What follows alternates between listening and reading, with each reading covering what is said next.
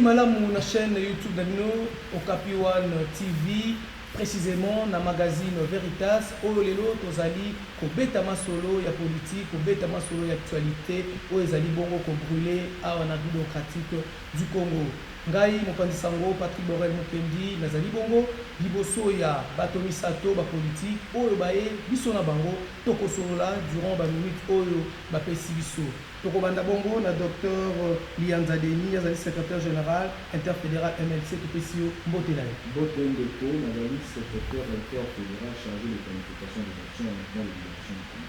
Na kati na bango tomoni président Mwanda oyo azali bongo mouvement citoyen Apacha président ya mouvement citoyen Apacha RDC mbote na ye. Oui, mbote ndeko mopanzi sango Patrick. Et pour notre soupisa, tout ça ndeko Yannick Samato azali président ya Avenir Bemba mbote. Mbote mingi ndeko Patrick. Actualité ezali bongo dominé makambo ebele tokobanda nanu lokwa tozali na bato ya MLC kotuna docteur Yannick Samato santé à MLC. Est-ce que MLC azali kaka tolobete na scène politique? Si MLC zali, MLC zo existé. MLC eza na mitu eza parti phare ou eza na opposition. Donc tout le bac eza parti phare na kati ya mboka. Eza na opposition eza na majorité. Parce que MLC eza na na kozwa moke ko lobaki MLC eza partout na candidat république. Et puis eza na ba base nango très solide. Eza engagé na ba action. Mwana mboka Jean-Pierre Bemba Gombo azalaki na boloko mikolo ebele mais MLC existe. Kobima na EPPC sous courage makasi na ba kambia MLC et puis si courage na détermination na ba membre MLC. Bomoni mokolo mwana mboka ayaki ko dépôt donc ko tika candidature na bomoni ndenge vila ki chasser komaki. Bomoni mokolo ba libéra ki na CPI pona ko innocenter disons. Bomoni ndenge mokili nganaki pona ko lobaki peuple congolais lelo espoir na bango eza na kati ya MLC. MLC eza mouvement oyo eza ezopesa espoir lisusu na peuple congolais. Ezopesa espoir na Afrique. Omoni lelo soki Congo ezui ela moko ya développement eza pour Afrique mobimba. MLC eza parti oyo ekotaki zamba po libérer Congo. Na kati ya ba pilier ou bien na kati ya ba objectif o MLC kota ila kizamba. Lelo to atteindre misusu. Mwana mboka Bemba Gombo akotaki zamba ilongo na ba ninga mususu pona kosala ke maponami kota na mboka. Malgré que to bande na 2006, 2011 na 2018 tozwi expérience na ngomba la misato mais bato yo peuple congolais peut sa chance ba bango ndete seni na pour et proclamateur yango ndesa la kamo apais mais MLC c'est un mouvement de libération du Congo. Il faut tout libérer Congo totalement. To sali to koki ko sala ba ko ba Rwanda bazwa ki mboka na biso en otage bato ebele bazwa ki mboka na biso en otage mais na combat au MLC et bundaki ti lelo to moni ke no moi sourire muke et komi ko zonga et biso il faut to libérer mboka totalement et na nzambe to kolonga tala bato ebele tango Bemba zaki na zamba ba misu babotama kite misusu basalaki politique te mutu aza na kati ya prison mais bato bazo ko s'adhérer na parti mutu aza na kati ya prison mais mwana mosusu akoti parti nano te mais so tunye yo lingaka nani ngalingaka Bemba olingaka Bemba pona nini pona grandeur na ye po azaka mobali kitoko olingaka Bemba pona nini simplement pona projet de société mwana moto mbongo atiki nyonso akoti zamba eziloko moko nakosa même livre pona olobaka mwana moto azamba donc mwana moto mbongo akoti zamba azalaki na nyonso biso bana babola tokoki peut-être ko se revendiquer na ozanga $100 na ozanga $10 même mboka na biso na richesse il faut na télé mais azaki na nyonso ndeko Patrick na ebité bino bapanzi sango bozalaka na obédience te politique mais herbo sala ka ba émission il faut bo rappeler ka bato ata na soka émission kende ko za carte na MLC ndeko Lianza docteur Tototoeba est-ce que lelo MLC ebungité na kosangana na lamuka wana pour lelo tozali koyeba te est-ce que MLC existe toujours est-ce que bazali avalé te na lamuka na ndeko na sio ndeko na ngai Samato ya déjà mingi na mopino fa iko kuna ngai soki MLC ni modoma na zala ya MLC mais Samato za mingi soki et ba mapona ni taiko lika malgré le cas qui va député que je vois qui pays qui est bon que ça peut jouer on a montré que je vois qui le parlement ce que j'ai pour ministre la député à MSC na kotanga ne déjà Jacques Mamba na kotanga de Kombau national na kotanga de président de la fédération de la Congo c'est-à-dire que le MSC que Zali contrairement à l'autre là comme ça un cas que MSC Zali du mouvement aux a réfléchi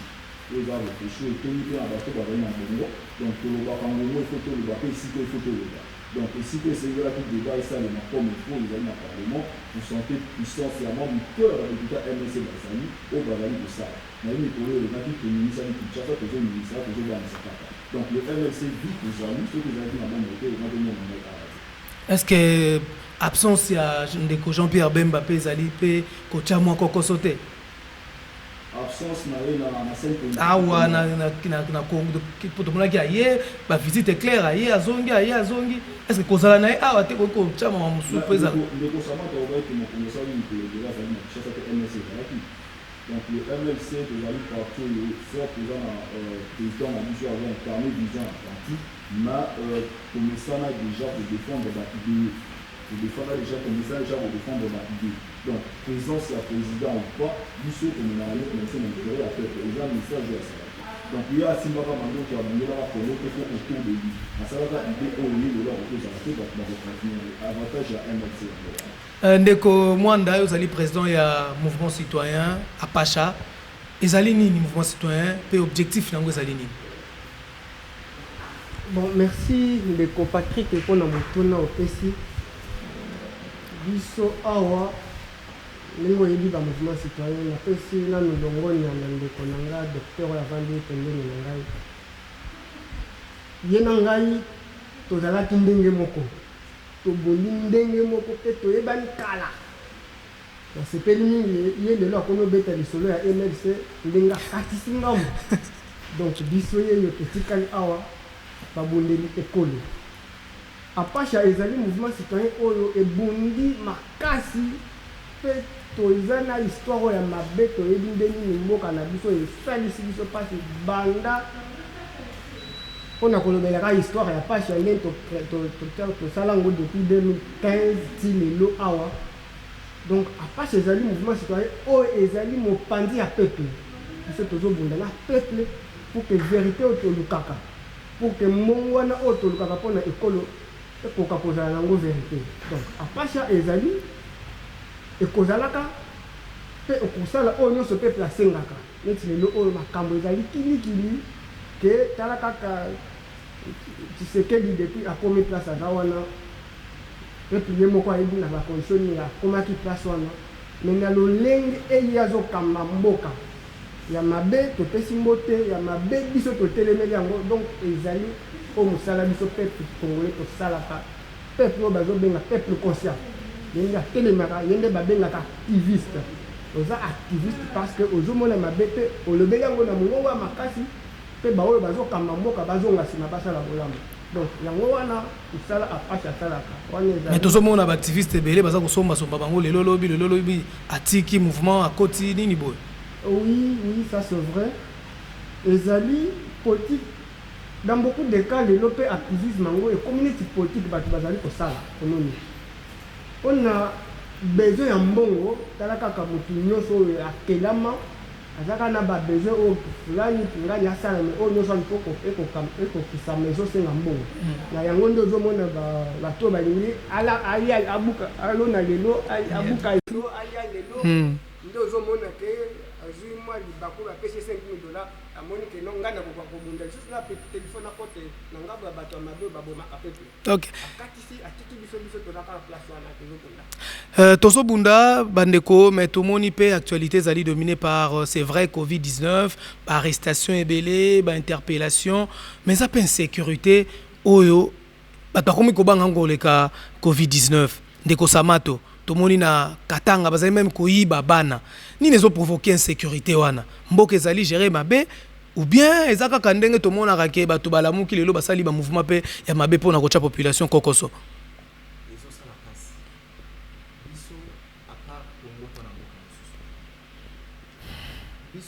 tolingi lisusu te keno bamakambo ezalaki likili ya violence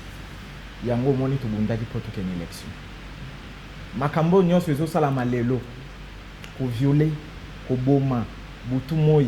peuple congolais makili ezosopana butu moi oyo baolala nzala bazolala oyo bazoviole oyo bazoboma nyonso wana ezalaki kaka résumé na makambo elekaki na 2018 élection tosalaki wana donc ezosala pasi mboko eza demi-continent mboko eza pour gérer yango il faut ozala na expérience mboko eza pour gérer yango il faut gérer quelque part mboko eza pour gérer yango il faut ozala na mayele ebele il faut linga mboko eza na richesse il faut linga mboka soki olingi mboka nde okogere mboko malamu omoni biso to bagene toza na tare osala sentiment te parce que avenir eza liboso toza na tare osala sentiment te parce que histoire ekorapele biso lelo soki mboka na biso eza bo c'est parce que x ou y basalaki telle chose biso tosali choix na biso na MLC parce que tomoni makambo eza lelo po estila il faut Jean-Pierre Bemba tomoni ere tozalaki na ba rébellion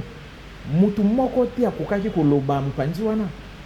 soki nakomemela livre moko oyo mwana mboka Jean-Pierre Bemba asalaki le choix de la liberté ok kolinga kopona liberté na nsima na livre wana komi nini alobi ke biso MLC tosimbaki mandoki mpo tosangisa peuple nyonso ndenge na opesa so hommage na aigle ya kawele ko maréchal Mobutu oyo alobaki tata moko ekolo moko simplement parce que unité eza te bato baza au sommet ya l'état bato baodirige mboka baza capable te bato baodirige mboka bayebi valeur ya population te bato baodirige mboka bayebi valeur ya kobatela peuple na bango te kodirige eza kobatela pe peuple na yo soki peuple non lelo azokufa soki azolala nzala yo dirija mosala no nini yo dirija mosala no nini yango moni biso tozolite lelo soki bazoboma parce que politique na biso eza faible parce que moto aza wana ayebi ndenge akomeli Félix akokodirige te Félix akokomettre fe kuna te parce que Félix du quoi ayemba mona sommet de l'état dis-moi est-ce que azo maîtriser mboka yango est-ce que ayebi ke pona itumba oyo esila il faut natinda nani est-ce que depuis akola aza na camarade moko azaki ata général ou bien colonel non biso toyebi expérience wana une fois lelo Bemba na pouvoir lelo alobelo kote kuna baaventure wana nyonso esili Mobutu alobaki yango Mobutu aprofetizaki aza prêt akosala nyonso mpo Kongo eza kimia ndeko na ngai vanda na onzala me mboka eza na kimia so mboka ya na kimia te atoza na mbongo no osango eloko te bango baobuleki ya sécurité ezaka mpo na biso bapetit peuple non soki ya insécurité lelo eza na kati ya mboka eza mpo na tout le monde bango mpo baza na kimia te simplement ezaka keno moto aza wana aza dignité il faut bapesa mwana mboka Jean-Pierre Bemba Gombo mpo na kimia ekota mpo na stabilisation ekota na kati ya mboka na niveau nyonso na niveau économique na niveau sécuritaire nyonso ndeko na ngai esala pasi simplement tolapa ndai ke tozonga zamba te tozongi na combat ya démocratie docteur Lianza est-ce que ezali nde mutu nde moto ezali mabe ou bien alliance wana ezali kodéranger mpo tozomona basorti lelo oyo na oyo bazokana te donc toza na coalition mais tozomona kaka baproblème mais eza nde peuple tozosouffrir nakanisi likambo ya sécurité premièrement naza de cœur na bandeko na victime oyo energie ya katanga oyo bozali kowana baforce c'est pas bien kolala komona mwana na yo te eloko efondaki na motuki na yo moto oyo loboko yo boesala na mpasi te na hélas po kokanisaka makambo wana ebami lelo te oyebi ke depuis afdel ekóma na congo depuis bakóma afdel balongo afdel bakómi pe prab baza kocontinue oyo baza fcc bango nde bali na système depuis tokendaki na maponani ya 2018 po tosala neti tir na makambo wana esila makambo asite bana donc conséquence ya makambo tozomona vraiment tomoni ke tir ezali te po bato wana kaka baza kocontinue donc système wana soki elongo te ekozala mpasi mpo na kimia ekokana te ici na koevoke général mayele oyo alobaka ceux qui armés ils allaient pour criminels que c'est de la criminelle donc les appels ceux que je m'en ai armé au 9e aujourd'hui ma fille là aussi ça veut dire de monter la police où ils a équipé dans classement et sur la 10e ma fille là aussi la montée c'est clair c'est que ceux qui ont c'est que la criminelle là en fait il y a armé donc on a aussi ça peut connaître certains de commandes là on va que ça va venir de l'eau dans la pratique politique même pas mouvement citoyen pour la commande de faire dans la dernière type d'associateur voilà au match on va ça au bête dans beaucoup voilà au film va jouer dans les joueurs va la partition va checker à film mais à un moment donné il faut le supporter il faut que il y a trop de décision pour commencer la décision donc va ça on a au ça dit que nous ça on a des la compétence na dans ça donc on a la compétence soit dans un niveau na aussi d'aller soit à nous dire déjà pour un peuple à l'intérieur pour que tu fasses cette décision pour prendre des décisions na pas ça ça va manipuler pas la chose c'est pas que ça va na limiter ça na limiter va méthoder va communiquer donc pour la question de sécurité en fait Israël les amis kaka continuer à m'apprendre comme on a pas dit pour m'apprendre ça là il faut retirer ça de commencer que le temps avant il fait ce que dans ngambo mais ils a on a donné mariage encore le point de matière dans le cas où déjà depuis kalaté entre incompétence na inexpérience de la famille si on va résulter ça au plat d'une part pour aller dans l'IDPS c'est un bout à évoluer la garde je suis en bon papier le président je vous informe qu'il était chômeur à comme moment président d'autre part vous avez la solo la valise la valise dans ça d'autre part vous avez un bateau qui chasse les bâtiments dans la garde à l'île ça des surtout ça n'a les cités et là on est en moment donc d'une part vous avez une compétence d'autre part vous avez une expérience vous avez ça la situation que j'ai yango tokosenga mokolo ezali koya mpe tokongoli finira miso mpasa na kichila bapesa choix na bango epai ya moto azo incarne epuis moto azo incarne yango c'est clair aujourd'hui on peut dire que la personne de Jean-Pierre Bemba peut résoudre le problème wana a peu de temps ndeko mwanda ozokabola toloba vie ya bandeko na biso mibale po tomoni la police mpona kokanga ne mwanda nte mi disposition ezalaki makasi mais lelo na katanga général kiungu azosala oyo alingi est-ce que vraiment ozokabola avi na bango en tant que yo ozali membre ya mouvement citoyen po yo oza nano activiste effectivement bango bapesi lolenge na bango nde bazali komona en tant que bayi politique nga mpe na ndenge namoneli makambo ya sécurité na mboka oyo ezosala mpasi mpona bato nyonso ya katanga kutu oyo tokoloba euti kobanda kala te mais oyo tolemba oyo tobunda mpo esila metalaka complicité ya bayi politique ka ndenge baza wana bazalaka bongo aloba lelo boye lobi soki batie ye wana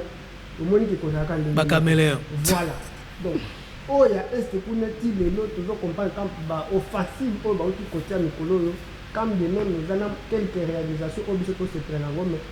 tozali kosepela na réalisation oyo wana ya bien ya mokolo moko lobi ebebi te tolingi nde makambo wana esila libela ete kongo akoka kozonga na stabilité oyo biso tolukaka donc neti oyo bato oleka na katanga c'est vrai c'est déplorable ce n'est pas des conditions oyo ke bato oyo baza na mboka oyo biloko nyonso ezali pour que stabilité ezala bazokoka kosala yango te wana eza mpe ndi na incompétence ya bato bazokamba mboka incompétence notoire oyo kutu ata oza aveugle ifo olobela yango ata oza sourd okomona ke awa incompétence ezali makambo ya mwanda seni mwanda nga mpe mwanda aza ndoi na nga ok ne mwanda ntebi na bundu dia mayala quelque part aza ndoi na nga mais ye mpe d'une manière ou d'une autre azalaki déjà na excès ya réclamation ok bato oyo batangi makambo ya mibeko balobaka le droit et droit quand on sait les réclamer na ndenge l'état mpe asala makambo ya kokamba mboka ezali na baprocédure oyo esengeli mpo oréclame droit na yo omoni mais ye c'est vrai que période oyo kabila azalaki na bokonzi bakangaki ye lisusu azalaki na boloko période oyo wana nyonso esengelaki bafutaka ye bambongo na ye neti molobeli peuple député ndenge azalaki mais bambongo wana ndenge emataka ebele ti lelo oyo bapesa yango te nde azalaki koréclame bapesa mbongo na ye oyo nyonso esengelaki bapesa mais bayaki kopesa ye te yango nde amonaki ifale asimba na ndenge ya violence pour ke bayoka ye baconséquence ezali wana bomoni ezali kasongo nde asalaki bongo oyo bomoni kasongo te azwi nde mitindo ya likolo baoyo tozalaki na bango lobi tokanisaki bazolobela peuple bazomona ndenge moko na peuple nzoka ezalaki bongo te bango mpe bazali banyokoli epe tokoki koloba bakomi mpe komona neti babomi mboka donc makambo ya Mwandasemi ezali ya nazo condamné d'abord procédure basaleli po bazwa ye namoni te batindeli convocation neti ndenge basaleli kamere ebongo aboyi kokende namoni te basaleli convocation neti ndenge namoni bauti osalela ndeko oyo biso touti otika na prison doli makambo mpona makambo eleka te na hôpital Ozana mpona Mwandasemi tomoni makambo wana te azalaki na mbeba mais fallait korespecte mpe mibeko ndenge etongi tindi convocation soki aye te tinda mpona mbala mibale soki aye te bokende osala ndenge boyekende lelo oyo soki okeye mpa na ye donc ekoma désert bazwi nyonso tala bazolongoti bafoto ya miranda naoki bakomozongisela ye nani akozongisa ezali leta akozongisa bamiyidi oyo wana bapolisier mal paye nde bazoyiba la police mal paye tala baconséquence donc ezali makambo toujours condamné catégoriquement mpe ezali ngonga oyo nazali kosenga na justice na biso ata likambo ezoleka na katanga ezali oyo ekoki jamais kolekani na personne ndoka biso oyo toza na Kinshasa makambo oyo ekana Lubumbashi pamba te baoyo biso totinda kuna oyo basalaka misala wana ya bamasumasitaye kuna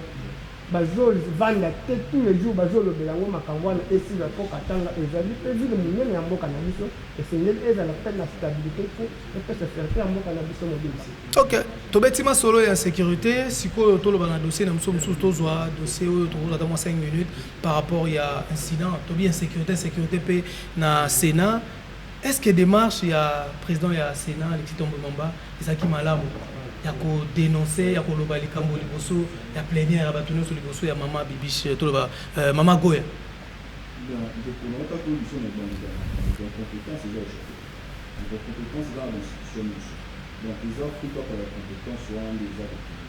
na sage Thombo Mwamba mpe incompétence kaka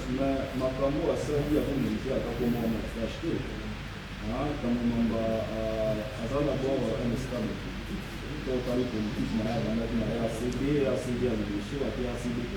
alongo ya MLC alongo ya tout donc mais sinon partout voilà un gain et puis mon corps a bien naye obenga stage sur base de quoi est-ce que stage wana c'est par présomption il ne suffit pas d'être sénateur pour faire un stage est-ce que qui sagesse ezalaki bazo d'abord la stage par présomption na tablement bana oyo asalaki namoni ata miette moko ya sagesse na makambo ezalaki na kati donc loko toki na sagesse moi d'ailleurs je pourrais dire même na maturité na makambo oyo asalaki de détail badétail ese fale bakuta na makambo donc nous na biso nde tozalaki oyo na importance oyo tokosaka sénat on pouvait s'attendre tous les scénarios sauf la scénario donc na scénario ya tambemamba et puis oyo eza plus pas filiki les relations na chef na na bapayi mosusu makambo tosala moto omona moto alobi te na tiki mpona mozoba donc na promotion moto asali mozoba ya neta susu plaisir asalisi mozoba mosusu et puis famille moto akoki ezela susu donc na opesa peut-être les raisons mpe mito na bato tokosala choka moto mosusu amemaki parce que l'FCC dans l'ensemble eza bomero ya baintiri na bato oyo baza mosusu na manisa ya kodemande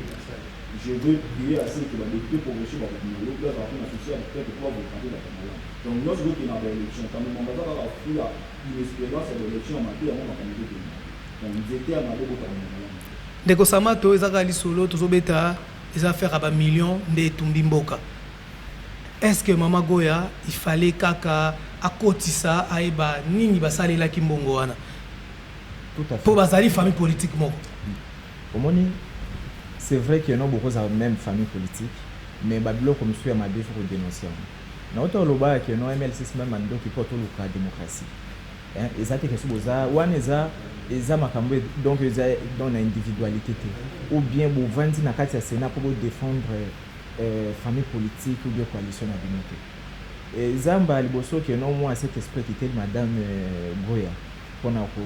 dénoncer et là pour tout le monde va le plus bas ya le bien plus haut et c'est quand même à féliciter au moins tout le cas parité ndenge ba maman ba lo ba parité soni salami o ki ba maman FCC ko sala ba déclaration pour na soutenir tambo aza mutu moko sala pe na biso soni et puis Sénat na biso na crédibilité te pour na Babylone ne sa batambo na kati Sénat tambo aza mutu moko a tourner ba aventure pro na kati pays aza bato moko na pays donc en fait c'est un régime sérieux il faut bazala bato mo bakola ide bango soit bakoza bato moko baza na place oyo keno bakoki ko recycler bango Et puis moi comme je suis à Tambouane ko zappé peut-être par rapport à âge. Omoni na mboka ezalaka soki eloko moko ya malamu esalami ezala soit jeune moto asali yango mais sagesse de bwanya wana eza mokolo moto apesi parce que donc eza complémentarité donc jeunesse c'est une énergie et puis mokolo ye na sagesse na ye parce que aza na expérience na makambo à vivre mais na mboka na biso donc soni au sommet de l'état institution monene comme Sénat bokosa baventure de comment aussi l'OTA que toi na l'étranger na kati ya pays na biso aussi l'OTA que non 21e siècle les eux loko bomba maté okosi loko 9h juste na 9h 2 minutes tout le monde est en possession nango mais bokosala babilo na bino est-ce que supposons tozwi que non coalition ezali pour la constitution nombre ya bato baza na kati ya coalition ya FCC baza bato ko inoko côté bango dans au bout du bois dans du doigt mais comment bazo ça makambo bopona et puis ça passe na population et puis ça passe na couche de l'air moi simplement na ko lobaka que non histoire ezali et puis histoire lobby pour loba soit histoire ebeta mara na deux contextes soit que lelo soki pays na biso ezwa humiliation na nemoko x simplement parce que telle personne azalaki na moto à telle institution soki pays na biso lelo ezwa ki crédibilité moko c'est parce que telle personne après ça qui pays na biso kezwa sans sa responsabilité mais batambwe ata biso lelo tozwi force te yako pesa bango comme punition ou bien tozwi makasi te ya koluka même kokanga bango mais nzambe ezali justice divine ezali lobby justice divine et se prononcer ndeko mwanda yo zali mouvement citoyen président tout le monde qui sage Léon Congo Adondo a dirigé qui Sénat wana mais incident ezalaki te malgré que bazaki ba problème pe makaza qui à la veille de l'élection il fallait tokende to pusanaki ni noki kosenga na mwana mboka Alexis Tambwe-Mwamba pour na réussir mandat na yako ikosala pour na éviter ba o esalamaki mikolo mileki. Bon d'abord ndeko Patrick oyo eleki kuna na Sénat ezali désolation makasi mpona biso babundeli ekolo et surtout mpona ngai moko parce que mpona histoire moke soki tozongi nsima na koyebiso ete ntango baconvoke élection wana mpo basala makonomi wana déjà batractation ezalaki ke ye azala candidat unique ndenge basalaki mpona mabunda donc biso totelemeli yango toyebi bino bozalaki na nsima ya Bahati Lukwebo non Bahati Lukwebo daye aye kozwa soit azalaki influencé par engagement na biso mpo totelema candidature unique mais pour le mec biso tozalaki nsima na ye impossible et surtout pas Bahati jamais je ne trouve pas Bahati venir me corrompre mon donc yango na lobby déjà à l'époque biso totelemelaki Alexis Tambwe ezalaki lolenge ya Kabila azwa Congo koma neti le royaume privé oyo ya famille na bango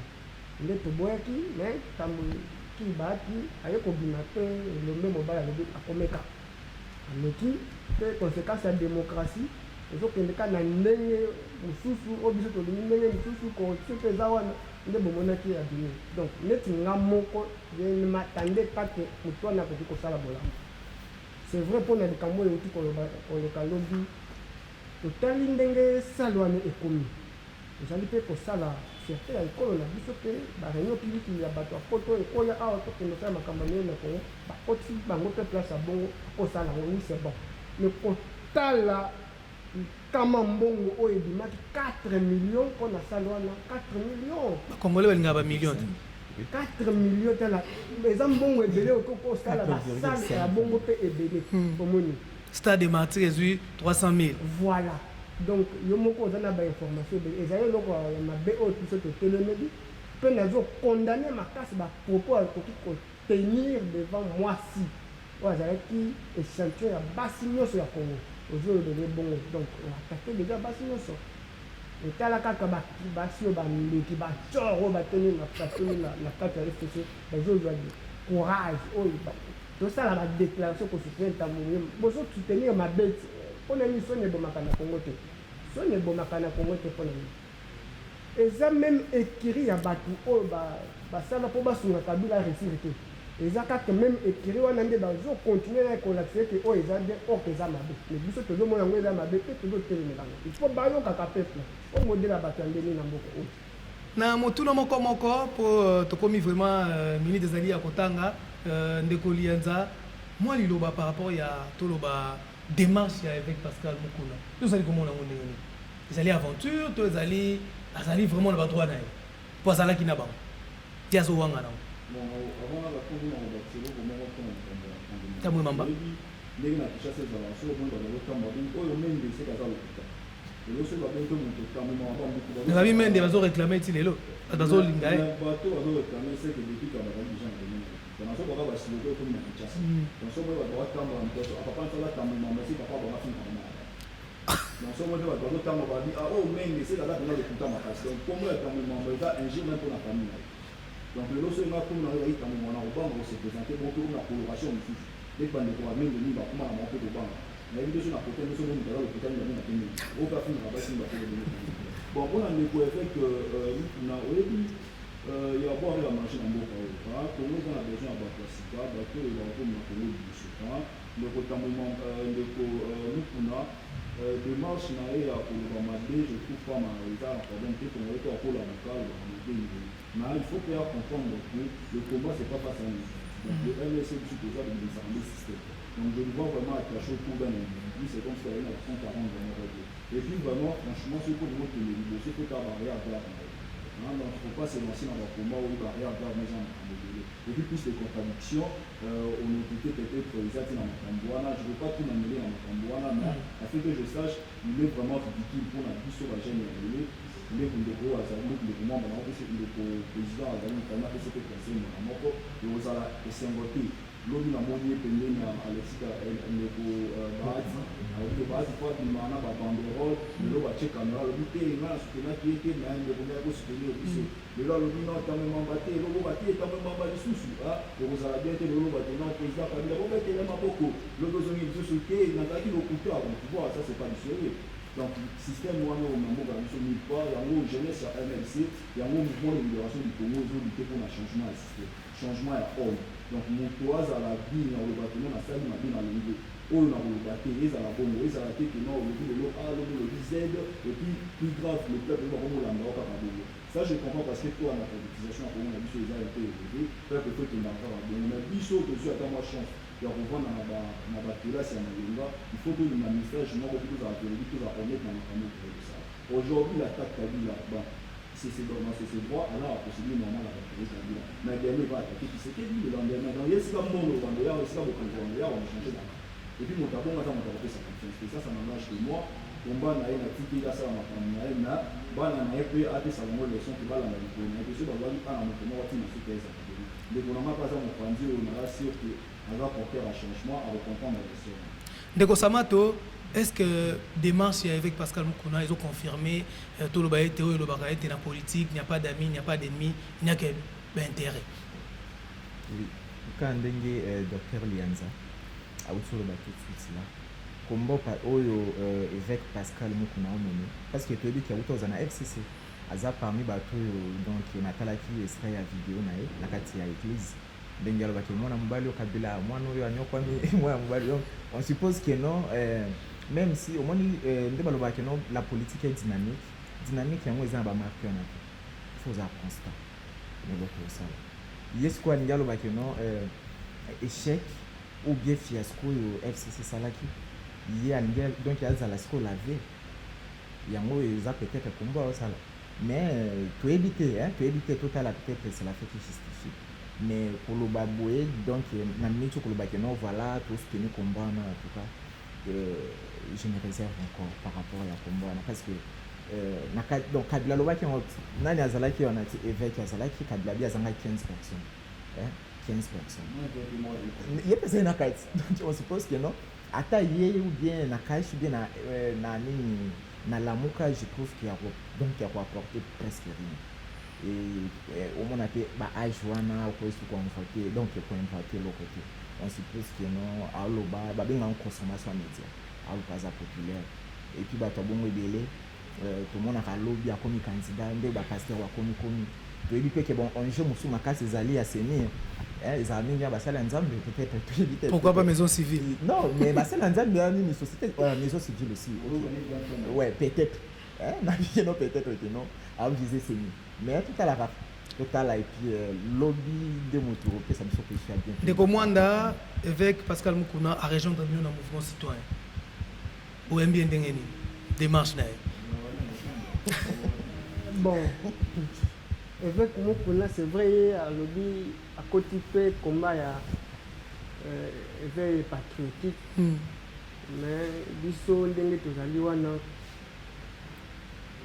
jamais tokoka jamais kozala te tobundaka mpona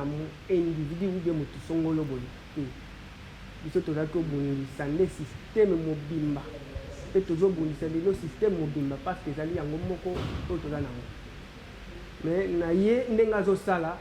plus nazoloka kaka kombo ya kabila na monoko kabila asali boye kabila esengeli bakanga kabila omoni eloko wana bon dans tous les cas na ndenge démocratie esengi ezali oyo ye moko amoni ke esengeli oyo esalema mais na ngambo na biso ou bien na ngambo na ngai namoni ke c'est vrai que na époque ya kabila mabe mingi esalemi oyo biso moko toza bavictime mais na kati wana kabila azalaki ye moko te azalaki na équipe mobimba oyo baconstituaki système na ye donc ye nde esengeli abunda contre système wana mobimba parce que même soki balongoli kabila lelo tant que baneimi bakotikala bashadari baoyo nyonso bomoni bato ya mabe oyo bakolika na idéologie ya kotrahir bamosusu batwale soki bazali même soki kabila aza te kongo ekochange te donc esengeli tobondisa systeme wana mobimba mpo na ngai oyo ya mokuse nakoki koloba mpo na makambo moko nasala yango wana ngai namoni te komba na ye fo atala yango bien ndenge nakoki obondela yango epuis ngai nazokebisa ye namoni neti aza moto idps azotinda na baje politique ndenge esalemaka esengeli yo mpe osala neti ozosekue kuna parce bamoni kabunda si c'est kabundo jamais kabunda moko aza ye moko nsima Tshisekedi esengeli balukele mwa motu moko boye abombama akataka lingala tout ça